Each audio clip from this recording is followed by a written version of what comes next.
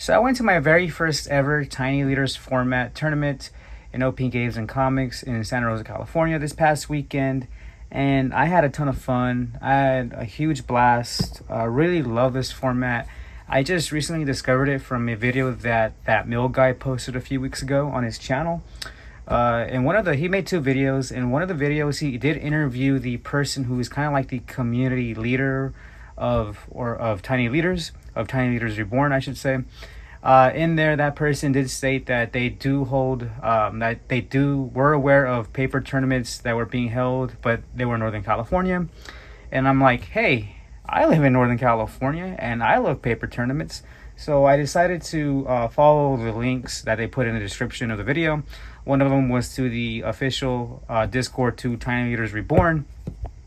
And in there, that person was able to answer very quickly. I introduced myself. I said, hey, I kind of want to, play in the paper tournaments. Can you lead me the right way? And they did. And lucky for me, or a little unlucky, I suppose I should say, is that they were going to hold a tournament within 2 weeks, and I had to get ready. So I decided to play this guy right here, and I do apologize if I butcher his name because I do not know anything about Final Fantasy other than what I've absorbed through cultural osmosis. Like, I know who Cloud is and Sephiroth and stuff like that is, but again, don't know any, besides that, don't know really anything too much about the series. But yeah, so I decided to play this, and I did have to scramble for a lot of cards because, again, the tournament was in 2 weeks. It was in such short notice, and I was trying to figure out what I was going to play. I didn't want to play it safe, even though I think, looking back, maybe I should have, because I'm pretty sure I was going to, with Tiny Leaders Reborn, since, by the nature of the beast, the format, you can only play, cards that are 3 CMC or less, including your commander. I did know that I wanted to play Orzhov because it's one of my favorite color pairings, if not my favorite color pairing in the whole game. White is my favorite color, and I knew that for a fact that I was pretty sure that stuff like Ragavan as the commander was going to be popular, and a lot of red decks were going to be popular. So I decided to play. Also, another reason why I decided to play Orzhov was that I think they have these colors, they have the best removal. You have Swords to Plowshares and Path to Exile and Fatal Push and Cut Down and yada yada yada. So I was like, hey, I'll go ahead and play this. I also wanted to play this as well because this deck, I did not run a lot of creatures in this deck, and like I was saying, there was going to be a lot of creature removal. That's what I was anticipating, and so I decided to make my opponent's cards dead if they were going to play a lot of creature removal, which in a lot of cases I was right on. All right, so what I wanted to do in this video was first, after that lengthy introduction, was go over the deck, why I played it, and a brief tournament report, I guess. So again, if you guys aren't familiar with this guy, he is new because Final Fantasy as a set is very recent. But what this guy does is, for Orzhov mana, legendary creature, dwarf wizard, whenever you cast a non-creature spell, Papalymo Totolymo, again, sorry if I butchered that, deals 1 damage to each opponent and you gain 1 life. Now that is the effect that I'm mostly concerned with. It does have a second effect that didn't really come up and wasn't the primary focus of me playing the deck, but it is there, and it's for 4. You tap him, you sacrifice him. Each opponent who lost life this turn sacrifices a creature with the greatest power among creatures they control. So not a bad effect, not too great, but again, that wasn't the main focus. The burn aspect was the main focus, and that's what I wanted to do. Build a deck that was low CMC as far as my commander goes. Burn my opponent, gain life, make their removal spells mostly dead, but it kind of did bite me because they focused their removal spells on him. So that's something I had to maybe rethink about this deck. But yeah, so let's go ahead and get on to the main deck. So I only played 3 creatures, which sounds kind of weird, but you'll see why in a moment, because this essentially is a burn deck. So Emperor Bones, I decided to only play 3 creatures, and the ones that I did wanted to make sure that they gave me high utility and high versatility. So Emperor Bones definitely did that. There are a lot of Flage decks and a lot of graveyard decks, and so Emperor Bones is like a menace against the graveyard. You get to exile one of their creatures, and if you adapt him, you basically steal that creature for a turn. So really great. He wreaks havoc on graveyards, which is why I played him, and he gets pretty big. And then if you're playing black and he's legal, you're most likely playing Orcish Bowmasters. He's just amazing. This card is great, especially since this is basically essentially a burn deck. And guess what he does? He burns. He pings. He can ping your opponent or ping planeswalkers, ping any target, which is amazing. Then we played Dark Confidant because in this deck, burn decks, you go through a lot of your cards and you need some way to like replenish your hand, and he definitely did that. Bob was amazing, although he was a removable magnet, but when he went off, it was great. You know, he definitely helped replenish my hands in certain situations. And then next for the other permanents, I played Mishra's Bauble and Urza's Bauble. These are cards that I'm definitely going to cut. I always cited these out. I thought that since they were 0 mana, you know, you basically cast them, you gain it for free. You gain a life, your opponent pings, and then you cantrip, and you know, you either see the top of their deck or a random card in their hand. I thought that was going to be pretty useful, but in the end, not really. And so definitely going to cut these cards and they definitely I always cited them out. So yeah, going to cut those cards. They weren't that great. Next were some of my hand rip cards. Inquisition of Kozilek, because this card is amazing. This format is better than Thoughtseize because it rips basically any non-land card in this format because it's 3 CMC or less, which everything in this format is. That's why it's amazing. And then of course a very just broken card, a very unfair card, and that's Hymn to Torok. You know, ripping 2 cards out of your opponent's hand is just filthy. I did that against a VV player, and yeah, they weren't too happy about that. Next, for the rest of my sorceries, I'll go over the removal sorceries. We had Bloodchief's I can't talk. Bloodchief's Thirst, pretty good removal. I also play Canadian Highlander, and any black deck that I play, I also include this. Prismatic Ending. Originally, I was side decking this. I forgot to mention earlier that because of the such short notice in playing this format for me, I did order a bunch of cards and some of them did not come. And unfortunate for me, there was like a couple of cards that I ordered that didn't come that were really key and crucial to the deck. But I decided, what the hey, I'll go ahead and play them. But anyways, I'll talk about that later. Prismatic Ending. It's a good piece of removal. Exiles stuff. And yeah, really great. If you play Canlander and you play white, you definitely and if you play white, you definitely play this. And this is a bit of a newer card. It came out of the Tarkir set that came out this year, and that's Strategic Betrayal. For 1 in a black, you target opponent exiles a creature they control and their graveyard, and that is brutal. I love that it's not only an edict effect, but they exile the creature, which is amazing because they don't get to use it as a resource, but also it exiles their graveyard. It's edict effect plus graveyard removal. Bujuko Bog effect. Yeah, it was really great. I did this on a person, and they weren't too happy about that either. So yeah. Next is Damn. This is kind of cheating, but I'm glad that we're allowed to play this because even though the converted mana cost is only 2, if you overload it, you're still allowed to play this. And if you overload it, it's basically a Damnation or a Wrath of God effect. So that's really good. It's really good in a pinch, especially against decks that just go wide and overextend. And speaking of that, we have Winds of Abandon, another card that just now with an overload cost just completely decimates your opponent if they go wide, and you're able to catch them with it. Really amazing card. And then Toxic Deluge, the old classic, old reliable, old faithful. Definitely play this. And then that's it for the removal sorceries. Next, we'll go over sorceries that helped me replenish and refill my hand because this is a burn deck and I needed a way to do that. Night's Whisper. Again, you draw 2 cards and you lose 2 life. So basically, if you have this guy out, you only lose 1 life essentially, and you draw your 2 cards to help you refill your hand. Sign in Blood, which is a little better than Night's Whisper.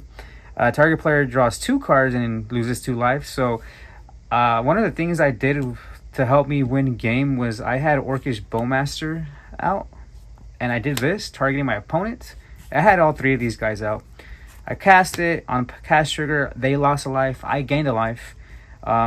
They drew 2 cards, and because they drew 2 cards, they lost another 2 life, and then they lost another 2 life from this effect, which basically killed them.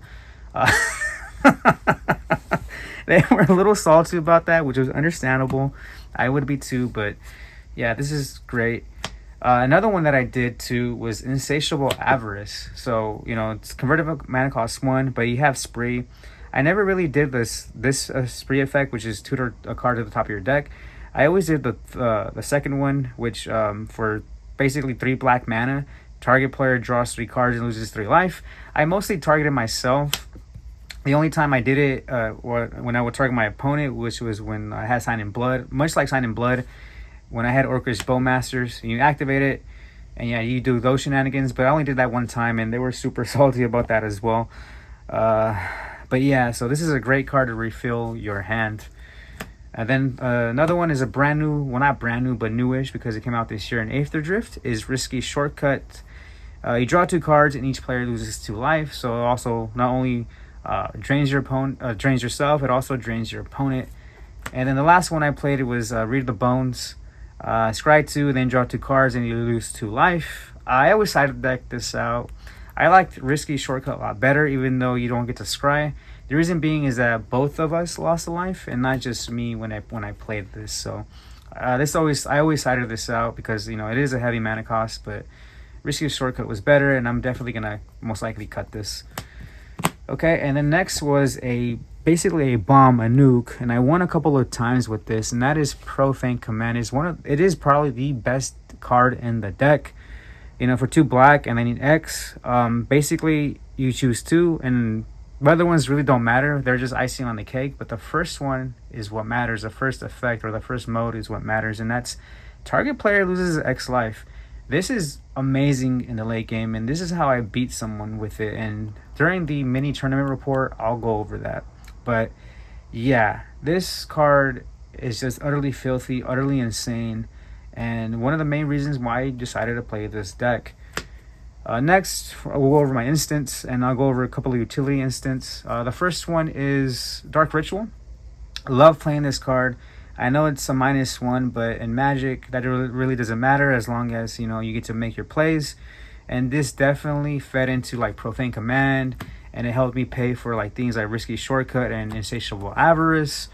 And so really great card. It's Dark Ritual, of course, is a great card. And then Cling to Dusk is one of my personal favorite cards. I also play this in Canadian Highlander, and this is amazing. If you play Yu-Gi-Oh, you know what I'm talking about when I say this is like a DD Crow, but it's like a DD Crow on steroids. So essentially, when you have this guy out and you play him, and you play this card, you banish a card from either graveyard. You can target your graveyard as well, but if it was a creature card, the card that you exiled, you gain 3 life. If it wasn't, you draw a card. So that's amazing. You could gain life, you could draw cards, and then it has escape. Escape cost is 3 and a black, and plus 5 other cards from your graveyard that you exile. But that counts as casting it, so you keep going it as long as you have the resources to pay for it, which didn't come super quite often, but it did come up a few times. Especially, this is great against like Reanimator decks. This is great against like graveyard decks. I just love this card. I can't say enough good things about this card. It's just so versatile. It is so useful. It's just amazing. And I know I'm gushing over this card, but it is one of my favorite Magic cards of all time. Which I know may sound weird to some people because it's just a Clean to Dust, but I absolutely love it. I love that card. For my other instance, we'll go over the removal spells. Let me get them out. Okay, we have Fatal Push. Obviously, if you're playing black, you're playing this.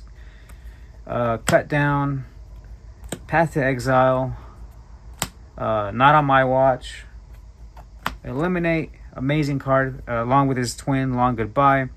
Long Goodbye is obviously better because it can't be countered, including by Ward. But basically, both of these cards allow you to destroy target planeswalker or creature with mana value 3 or less. And guess what? In this format, everything is converted mana value 3 or less. Sheoldred's Edict, another great card because it gets rid of planeswalkers as well, and it's an edict effect. It doesn't target. Anoint with Affliction because it exiles the card and not just destroys it.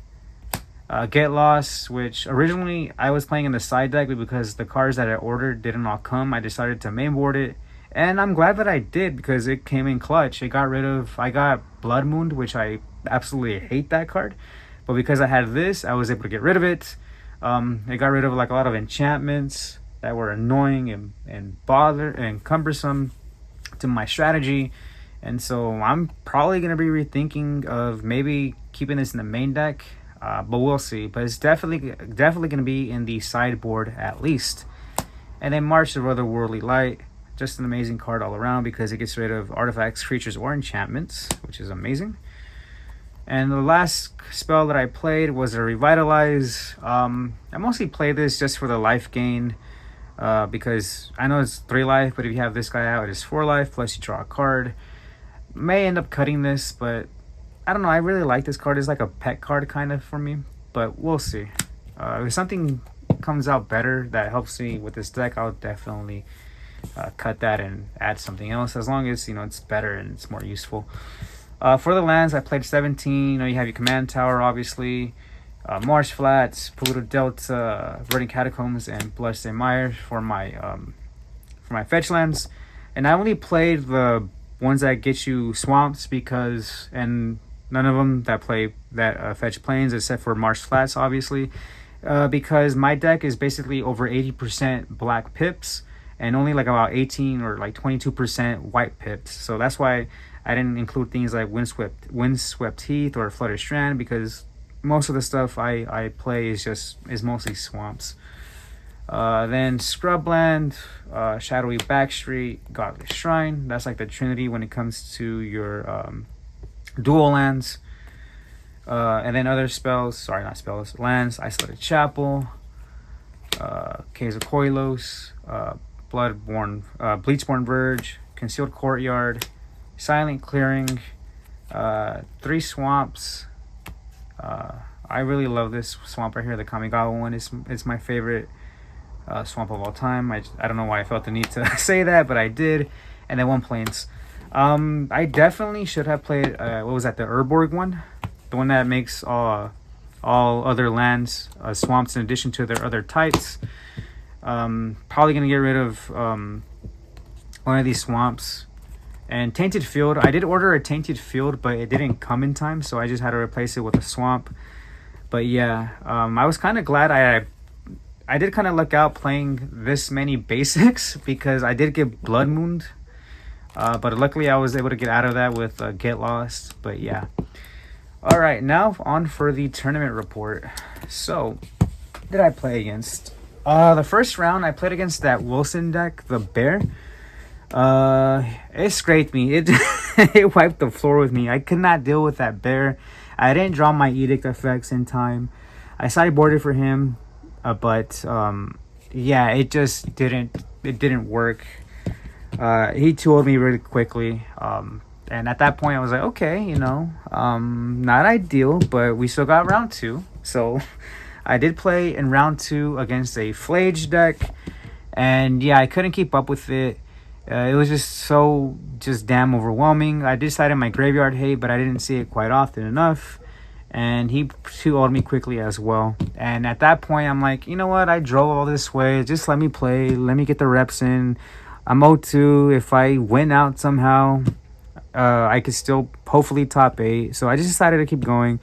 So in round 3, I played against Vivi, I think, and oh god, I was dreading it because it's Vivi. I was like, okay, I'm just gonna probably just get scraped by Vivi, and that's the deck that Blood Mooned me. But surprisingly, I 2-0'd him.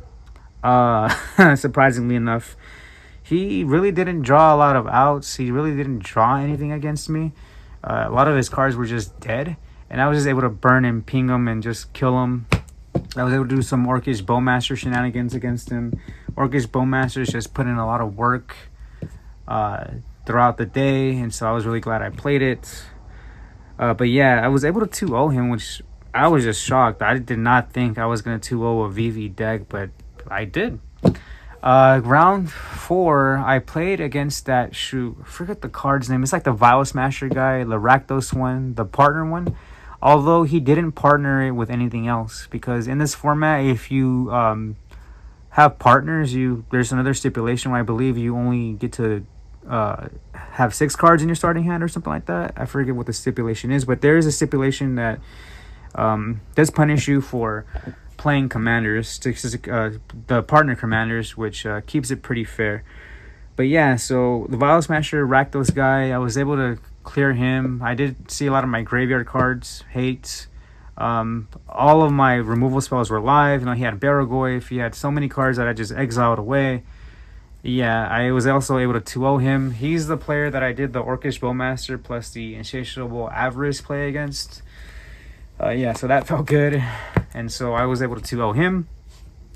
And then the next round, so I'm 2-2 at this point, and I'm thinking, okay, if I win my next 2, it's possible. Maybe I can do something here, go on a comeback tour, and maybe backdoor my way to top 8. And so the next round 5, I played against Ketramos, a Ketramos deck, and I was like, oh crap, because Ketramos is pretty powerful this format, and I know he's on like the watch list for the Tiny Leaders Reborn ban list, which means that they're thinking about banning it. Maybe not. They're still trying to see more tournament data, I believe, to see whether or not they're gonna ban him. But he's on the radar of the ban list committee or whatever. And so I was thinking, okay, hopefully I'm able to survive. And game 1 was a rather long one, but eventually he did get the better of me. And I thought maybe since I had a chance, because Ketramos does burn him, but hopefully I have ways to not make him live by having 7 or more cards exiled. But eventually he was able to get him live. He attacked a bunch of times. He gained life, which is like counter to my deck. So lost game 1.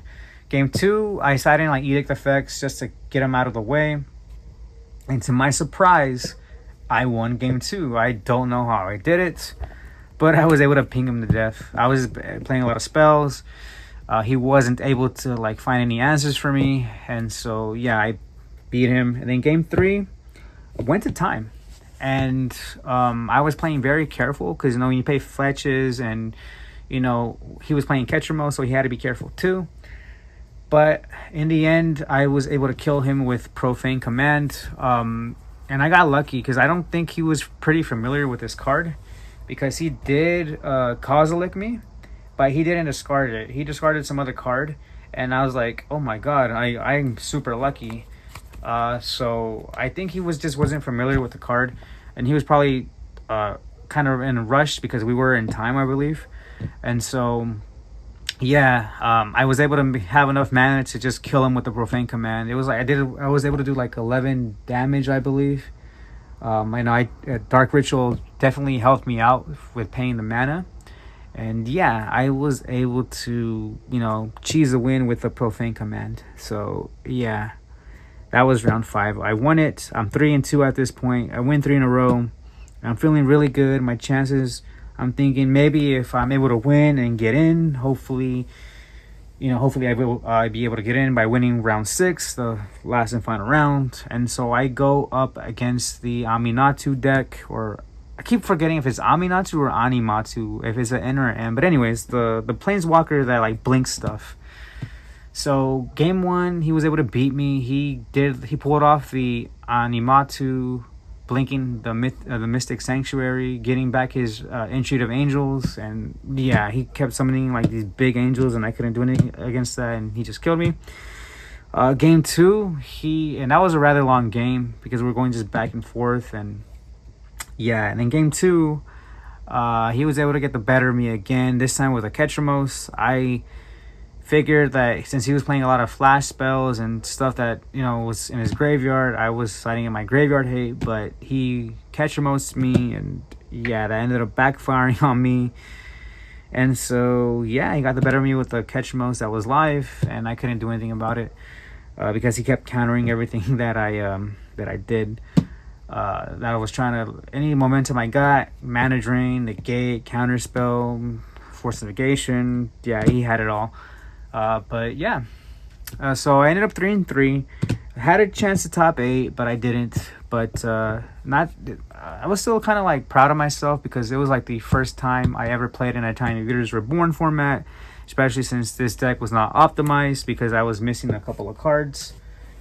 But I believe they're going to hold another tournament pretty soon, and I am definitely going to bring this deck back. I'm going to optimize it. I'm going to order my cards or hopefully I get the cards that I ordered in the mail, and I'll put them on screen right now. The cards that did not come in time was, the main one is Torment of Hailfire. And if you don't know what that does, it's a sorcery for 2 black and X. Repeat the following process X times. Each opponent loses 3 life unless that player sacrifices a non-land permanent or discards a card. That's insane. It's like Profane Command, but like even more on steroids. So you play your 2 black and you pay X. Like let's say X is like 3. Well, they're gonna take 9 life unless they either discard 3 cards or sack 3 non-land permanents. And that's just incredibly busted. That's just insane. And then another card that came in the mail the other day that I didn't get in time is this one right here, Death Grasp. For Azorius mana and X, sorry, not Azorius, Orzhov mana and X, Death Grasp deals X damage to target creature or player, and then you gain that much life. So another way to choose a win. And then one card that I already had in my my inventory, but I didn't order, but once I realized that, oh my god, I should be playing this, is Rush of Dread for 2 black and a colorless. It's a sorcery. It has Spree. The first one is target opponent sacrifices half the creatures they control, rounded up. If you pay 2, you get to target opponent discards half the cards in their hand, rounded up. And then the other one is target opponent loses half their life, rounded up. So yeah, I definitely see why I want to run this card in this deck, which I am. So the baubles are going to be coming out, and these are going to be going in. And then I'm going to fool around, and I guess not fool around, but I guess play around with this to see what I'm going to take out for the Torment of Hailfire. But those 3 cards are going to definitely be going in. And yeah, so... Oh, I forgot to talk about the sideboard. How could I have forgotten? Suffer the Past. We'll go over it real quick. Suffer the Past, Relic of Progenitus, and some of you might be giving me some weird looks for doing this, but I did side the Swords to Plowshares, and maybe I'm thinking I should have main decked this. The reason why I side decked it was because this gives your opponent life, which is kind of counter to what I want to do, but I'm probably just going to end up main decking it. I think it was dumb for me not to, especially since Path to Exile did ramble him a lot, and I kind of sometimes I kind of regretted doing that, but yeah. Anyways, let's just move on.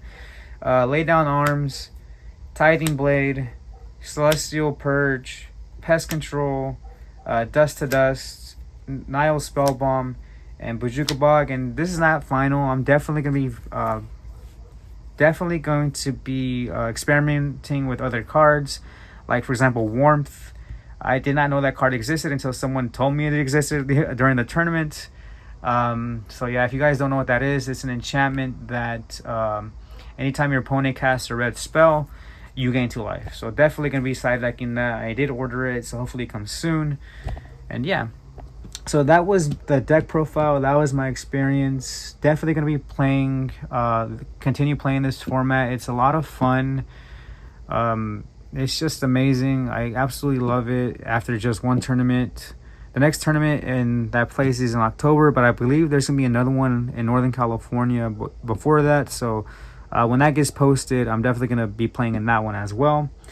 And as for this channel, what I want to focus on, I don't want to just make it focused on Tiny Leaders Reborn, but I also don't want to like play every single Magic format. I kind of want to play and showcase the more fringe, more less popular ones like Canadian Highlander and CDH. And I know CDH is EDH, but CDH compared to EDH or just regular casual Commander is kind of fringe when you think about it, because Commander is mostly like a casual format, and CDH is like, it's kind of its own thing. Even though it is Commander, it's like over there when you compare it to just regular Commander. So gonna be focusing on Tiny Leaders Reborn, Canadian Highlander, and probably CDH. I'm not sure yet, but we'll see.